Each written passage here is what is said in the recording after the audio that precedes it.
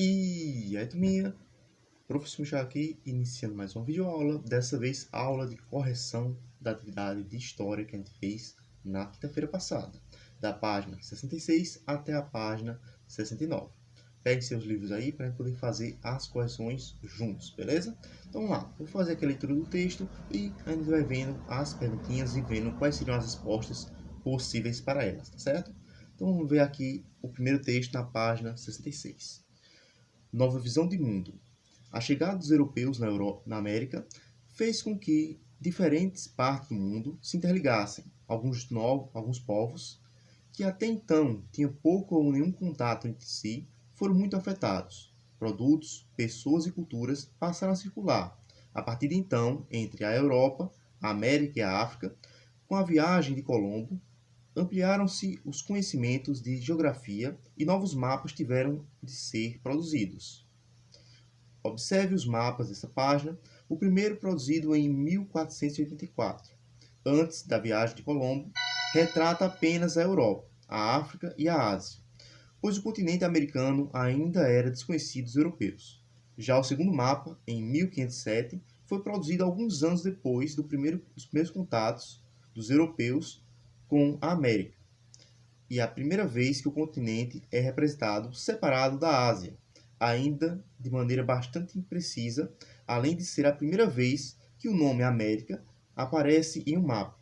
Por isso, depois de que os europeus chegaram ao continente americano, em fins dos anos de 1400, a América ficou conhecida como o Novo Mundo e a Europa como o Velho Mundo.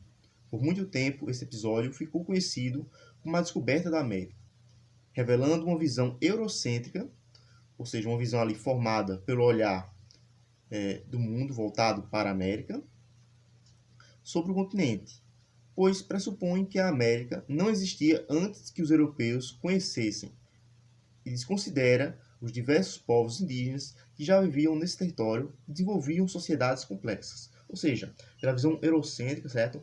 Aqui, nosso continente, a América, ele só veio a surgir, só veio a aparecer milagrosamente a partir do momento que foi descoberto lá pelos povos antigos da Europa, certo? Que a gente sabe que não é tanto verdade.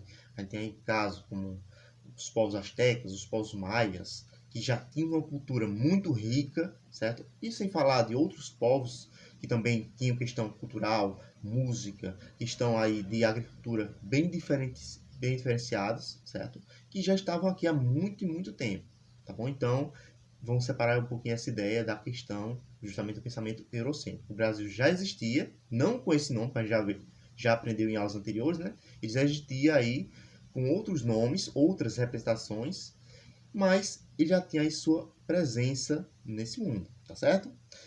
Então lá, vamos ver aqui, tem um textozinho extra para vocês que no livro vocês não vão ter, mas tem aqui no livro dos professores. Eu vou ler aqui para vocês e a gente vai seguir para as questõezinhas, tá certo? O impacto da chegada dos europeus à América. A tentação de ver o mundo recém-descoberto, em termos de ilhas encantadas da fantasia medieval, era esmagadora. Mas não era só a fantasia que se intrometia entre a realidade e os europeus. Se o desconhecido devia ser abordado com algo mais extraordinário ou monstruoso, a abordagem tem, pois, de ser conduzida com referência aos elementos mais firmemente enraizados na herança cultural europeia. Entre eles, portanto, as tradições clássicas e cristãs eram passíveis de construir os pontos de partida óbvios para qualquer avaliação do novo mundo e de seus habitantes. A inocência, a fertilidade e a abundância, todas elas qualidades pelas quais a Europa e a Renascença ansiavam. Surgia na descrição de Colombo e Vespúcio.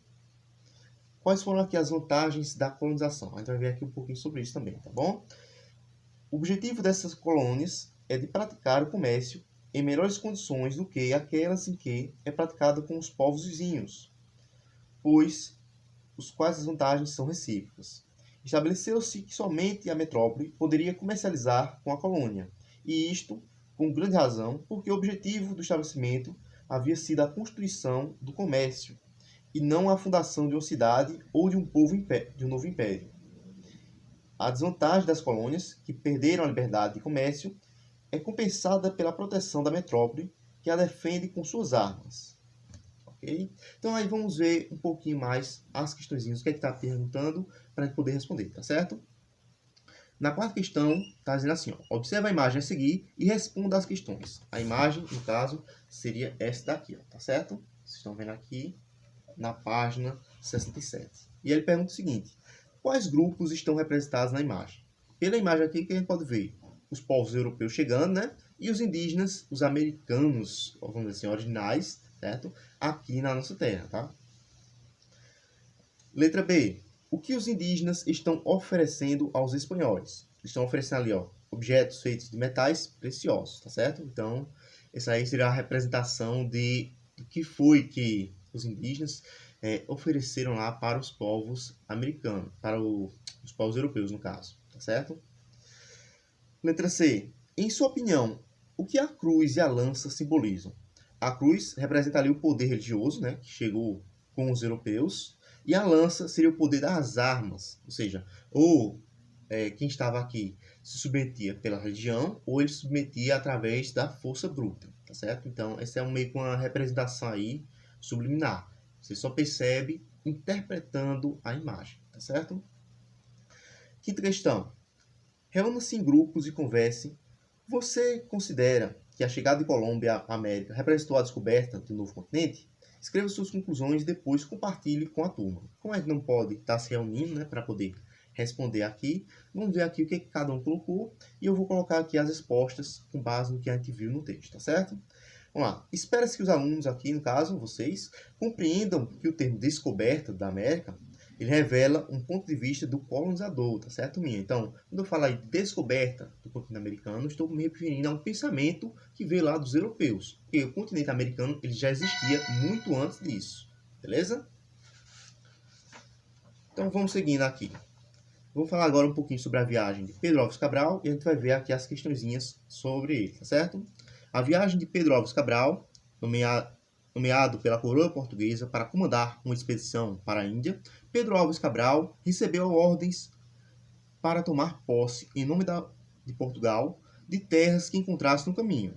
Durante a viagem, em vez de seguir para a rota de Calicut, Cabral desviou do caminho, pois naquela época suspeitava que ao sul do continente, que Colombo havia alcançado, existiam outras terras. Assim, em 22 de abril de 1500, a frota chegou ao local que depois seria chamado de Brasil.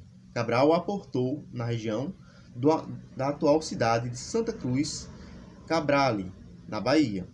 Nativos e portugueses. Quando os portugueses encontraram os navios, ofereceram a eles chapéus, colares e crucifixos, como faziam na África Ocidental. Em troca, receberam dos indígenas cocares, arcos e flechas. Dias depois, os tripulantes de uma das embarcações da frota voltaram a Portugal para dar notícia ao rei. Alguns homens ficaram no local e o restante da expedição seguiu viagem para Calicut, na Índia, onde chegaram em setembro de 1500. Então, isso aí é mais ou menos uma pequena fração da história com relação a como é que foi esse primeiro contato com os povos europeus e os povos indígenas. Vamos ver o que tem a dizer aqui nas questõezinhas. Ó. Sexta questão. Observe a linha do tempo com os principais marcos da expedição portuguesa e as rotas marcadas no mapa abaixo. Então, nós temos aí, ó, 1415, que é a conquista de Ceuta. Em 1418, é a chegada à Ilha da Madeira. Em 1427, é a chegada aos Açores. Em 1488, Bartolomeu Dias contorna o Cabo da Boa Esperança. Em 1498, Vasco da Gama chega à Índia. Em 22 de abril de 1500, Pedro Álvares Cabral chega ao Brasil. Então, essas aí são as datas seguindo aí a linha temporal, certo? E nós temos aí um mapazinho representando esses pontos. E ele pede o seguinte, ó, preenche os quadros com os números de 1 a 6, seguindo a ordem cronológica da chegada dos portugueses aos locais indicados no mapa. Então lá, o primeiro ponto ali que a gente vê, né, vai ser justamente a questão da conquista celta, não é isso? Depois disso vem a Ilha da Madeira, que seria o número 2. Depois, ó, Açores, né, que seria o número 3. Cabo da Esperança, ali, ó, contornado por Bartolomeu Dias, seria o número 4. A chegada às Índias por Vasco da Gama seria o número 5. E por último, o Brasil, que é o número 6, tá certo? E por fim ali, ó, sétima questãozinha.